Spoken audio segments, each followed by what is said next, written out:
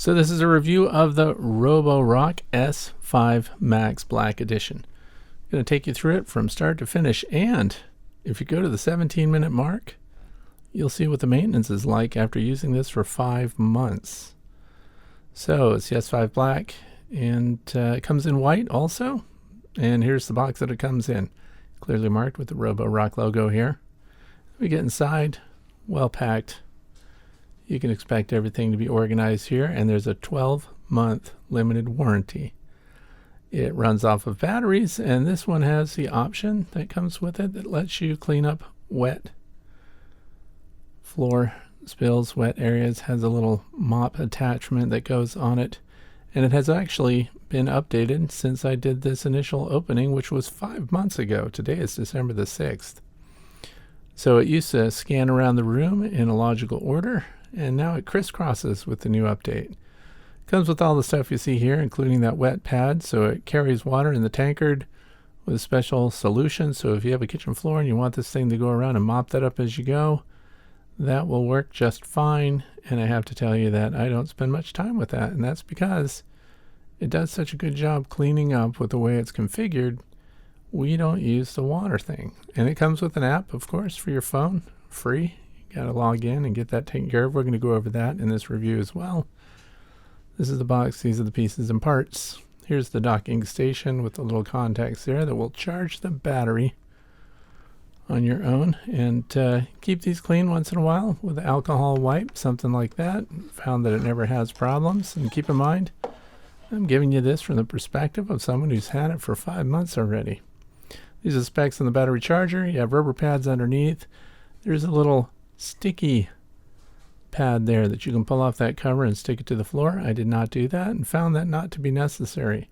The unit is actually pretty heavy, so it does a great job, but we're going to show you that too. We're going to do a practical demonstration, and as I mentioned before, at the very end, around the 17-minute mark, we're going to show you the wear and tear on it and what kind of maintenance to do. This is a close-up of the water tank. That's the removing lever right there. Flip that latch, comes right off.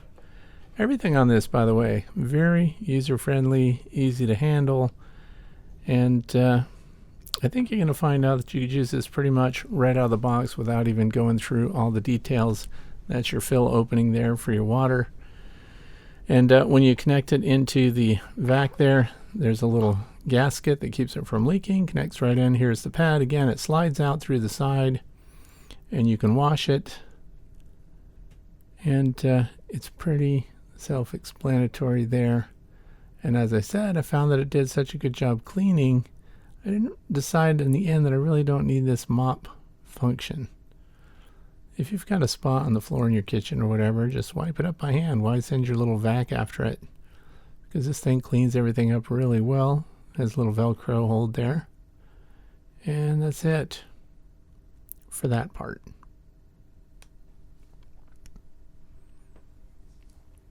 And of course, there's a plastic piece here that goes around the dock on the floor so that if it is damp after it's swabbed up your floor and it parks there, it won't ruin your flooring.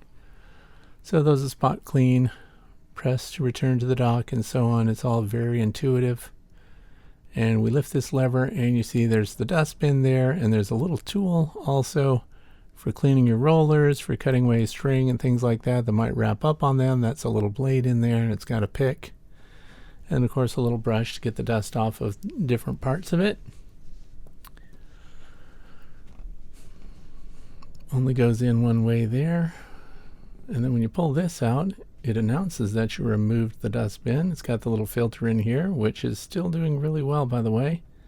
I blow it out with low pressure air from time to time. And this whole thing is washable. So very convenient. It's got a little rubber gasket there so it seals up nice when it's running. Pretty well made overall. Not a large capacity though. You're going to want to empty this every time this thing vacuums your floor. And there you can see through. You see the brush and of course the rubber pieces that wipe your floor while it's spinning. So this works really well on thin carpet, thick carpet, and smooth floors. We're going to show it today on smooth floors and how it adapts. Now, adapting to different levels, look at the travel on these wheels here. So if it tips left to right, right to left, it really handles uneven floors and obstacles on the floor extremely well. This is a sensor here. And I'm going to show you at the end how to clean the sensors as well. Part of the review, and this little rubber piece that flips around and gets along the baseboards and up underneath cupboards and washboards and things like that under your chairs. That's holding up really well, and they give you an extra one with it. I found that the rubber pads there on the bottom are more than enough to keep your docking station in place. You do not need to use that adhesive in my opinion. And of course there's a connector for your water so it can do its little spritzing and scrubbing. And of course vacuum up the water that's on the floor as it goes.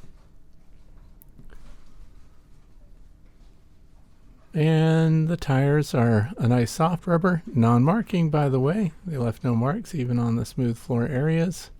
So pretty happy with that. And the physical weight of this thing keeps it in good contact. So the travel, I never noticed the wheels spinning or skidding or unable to make progress no matter what the floor surface was. So that's pretty darn good.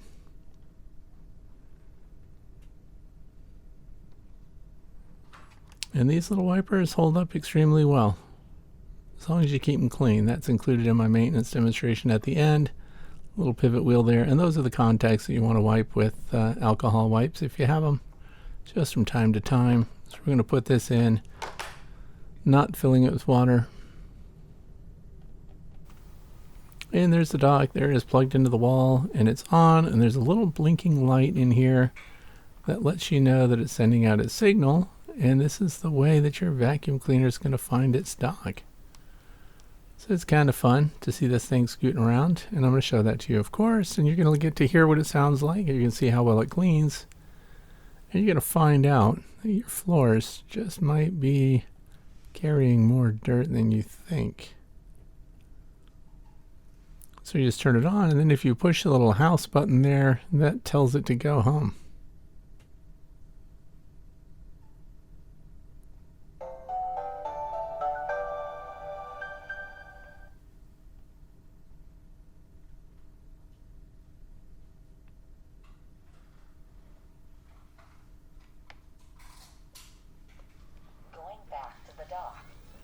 Now sometimes it takes a little while to find the dock.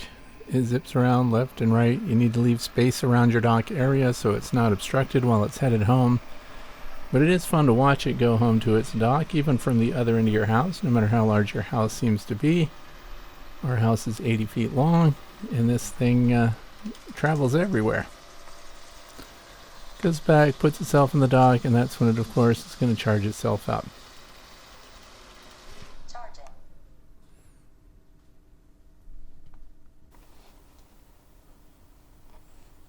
So now the other thing is it came with a decently charged battery. I didn't want to wait to do this initial review, so we didn't even wait for the battery to charge completely up. But part of this review is going to show you that this thing uses very little power to go through your house. You do have some power control settings in the app.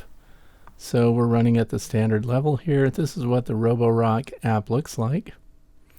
They have a low rating, 3.3 if you notice there, and it's got real-time mapping, advanced scheduling, and customizable cleaning, which I really didn't take advantage of. I just turn it on and let the thing do its own progress there through the house, and it charts everywhere that it goes, and it is fun to watch, and you can check in on your phone and see what it's doing even when you're out and about away from home. We've also found that it doesn't get stuck on its own very often, but if it did, if something happened, it will just sit still and shut itself down, and you'll have to go and physically pick it up. So we've got the app installed here, and I'm going to show you just in a very basic way how that gets used. That's version 3.0.4, which as of today, of course, there's a newer version of the firmware. So always update the firmware with any piece of electronics that you're starting out with. And as I said, it changed the floor pattern. So you select your device, and you give it access. I pick while choosing the app only, and that lets it do its positioning. And there it is, the S5 RoboRock. So hit that. It is connected to a Wi-Fi network. It does not support 5G Wi-Fi, so you need to go with your 2.4, whatever you're running. And now it's pairing up with your phone, which is pretty easy to do, and it does that, of course, through your home network. And then we want to use it right now because we're doing a review, of course. What good would it be if we didn't use it now? It takes a while to load. And then we've, of course, read the entire user agreement, and we're going to agree to that. And this is what's fun, too. See where it's docked and it sends out its little scan? All those little fans of dark that you see there, that's because couches and chairs and things like that are in the way. So obviously its little scanning system doesn't go around corners. So that's why it has those flared out looks in the scan process there. And we can see with the green light here that it's connected to the Wi-Fi. It's good to go. And there's the on-off button, universal, pretty easy to figure out where that is, right on top. Starting to clean. And we hit the start actually with the phone, which you can do while you're away. You headed out somewhere and you said, oh man, I need to vacuum my floor. I'm going to start the vacuum and do that while I'm out at dinner, so when I get home everything will be clean. Now one of the things you want to do is run this through your house, let it do a couple of cycles first before you try to put the mop attachment on. Why? Because your floors are a lot dustier and are carrying more dirt than you ever thought possible. Seeing how this thing goes through your house and collects every little edge, every little detail, it's far more efficient than we are with our own vacuums and mops. I don't care how good you think you are. This is going to shock you when it goes back to the dock and it's finished vacuuming and you look inside that little dustbin. So no big surprise, it works great on smooth surfaces, but I want to see how well it goes over bumps and uneven floors, transitions from carpet to smooth flooring. There's of course a thin carpet, and how well it avoids or interacts with obstacles. And there it goes, so half of it is on a carpet, half is on the smooth surface, and it goes along and just adapts to the floor levels and keeps right on cleaning. And it does this little edge cleaning thing. So remember that little spinner, those little wipers are only on the right hand side. So this is showing you how loud it is.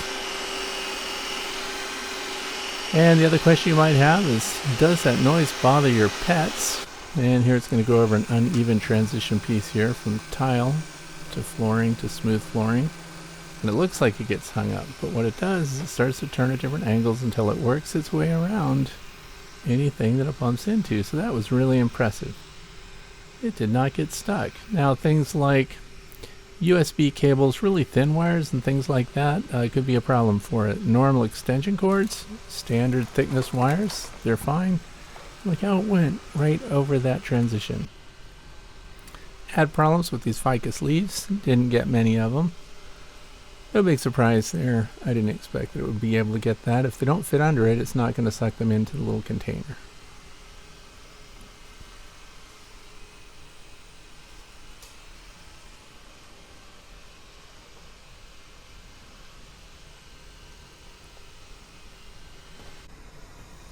And of course you can check in with your phone, see what it's covered, see what it's covering now, and what it does is it saves the areas that it's worked. So you can even schedule different rooms in your house to avoid or to clean. So different times of day you might not want it making noise in the family room or the dining room or the kitchen. Also I found that if you pull chairs out and get them away from the walls and stuff, it'll move through. If your space is as big as the diameter of the unit, a little larger, it'll go right through and clean everything. When it gets to the top of the stairs or something like that, it has downward sensors that tell it not to go off a cliff. So that's good to know too. So these wires are fine. Frayed edges of carpet there. Put that there to see if it would have a problem, get tangled up on those, and no problem there. So there's a firmware update. Always keep it updated, of course. Takes a little while, and it does that through your home Wi-Fi. And that's pretty much it for that first operation. Now let's see what's in the dustbin.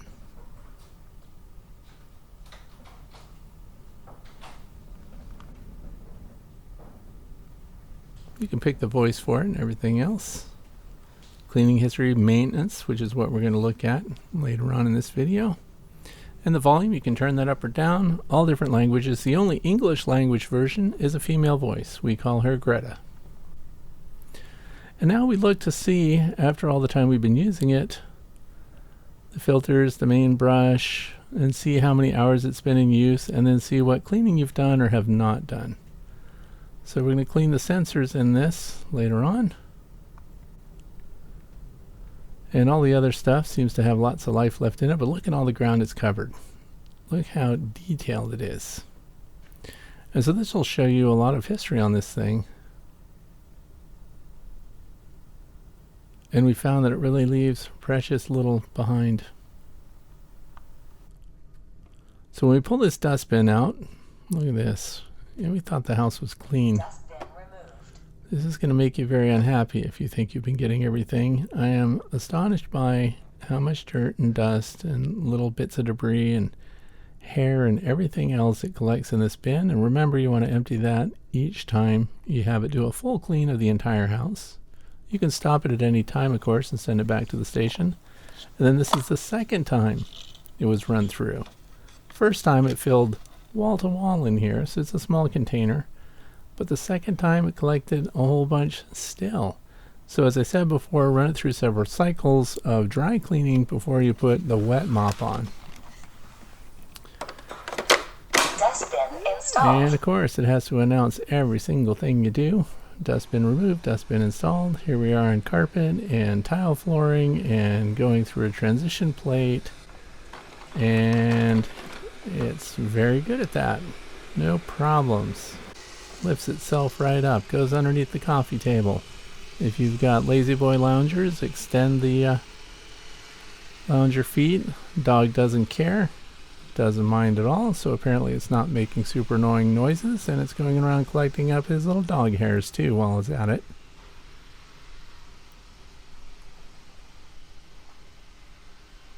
So that's not bad at all. Now here we are. Battery level's at 100%, and it says no mop installed. No great surprise. Vacuum power is balanced. Those are your power settings. So now we've got the cleaning history. Look at this. We've done 33 cleaning cycles. All the full cleans, all the dates that it did it, all of the area that was covered. Pretty interesting stuff. So you've got all the history here. Of course, you can clear it, but if you want to do maintenance, you're going to want to know how much it did before it required this maintenance. Look, the filter's down to 84%, the side brush, 88%, main brush, 92%. We're going to clean those, and the sensors. It says you better clean them. Now, I can't tell if it knows you want to clean those sensors based on an impedance of the light going through the sensor, or it's just the amount of time that it's been run, and therefore they have an algorithm that tells you that it has to be cleaned. So the sensors will get dusty after extended use, and then you're going to wipe them clean with this nanofiber cloth. That's what I use. Great for your phone, all surfaces. You don't have to use detergents or cleansers, and you're not supposed to. So look underneath. Keep in mind, this has been in use for 5 months now. Even little stickers are worn, and we've got some string and stuff around this little edge cleaner. So we just use a Phillips head screwdriver, take that off. It's very easy. You just pull these off, clean it up, because of course that can bind and slow down its function. So then we put that back on there, get our Phillips head screwdriver, screw that right back in there. That's back in service, 100% again. And look, after 5 months, there's no wear on this thing. So even though they include a spare, not going to need it. Looks like it's doing really well. Now we look at the main roller. When you pinch these little releases together, you pull the cover plate off of that, pull the roller out, and look, there's a little twist tie there. So these things get stuck. You want to do some maintenance. And the rollers only go in one way. By the way, it'll be very obvious to you which way it goes back in if you forget. It's got some hair and stuff wrapped up on it. And remember, that tool that came with it has a little cutting edge in there, so you can use that to pick these apart if you don't get it out with your fingers. And we're going to pull the ends off here. They're the same pretty much. Very easy to do. Pull the end off, pull anything that was wrapped around away from it. And then we put these little grommets and that little drive wheel back on. And then there you have it. Very simple. Pull it off, get rid of all the stuff that's binding in there, put it back on. And we, of course, cut away the hair and everything that was wrapped around it. And we're back in service. Put the cover back on, and we're going to see improved cleaning there. So there, how easy is that maintenance? But now we're going to wipe the sensors, right? Seems like a complicated thing to do, only not. You just take your cloth and start wiping the bottom sensors there. And then how do you wipe them on the front, where it senses everything as it's traveling? Well, they're exposed. They're right there. Nothing to remove. You just put your cloth in there, wipe that surface, keep it clean. And nanofiber cloths, by the way, are the very best cloths I've found for cleaning and leaving no streaks or residue behind. And they'll even clean with just water. So highly recommend those cloths. I'll probably put a link to those down in the video description if you want one. And that's it. Of course, we want this thing to look nice and new. Keep in mind, this is how it's looking after 5 months of use, so can't complain. I like it.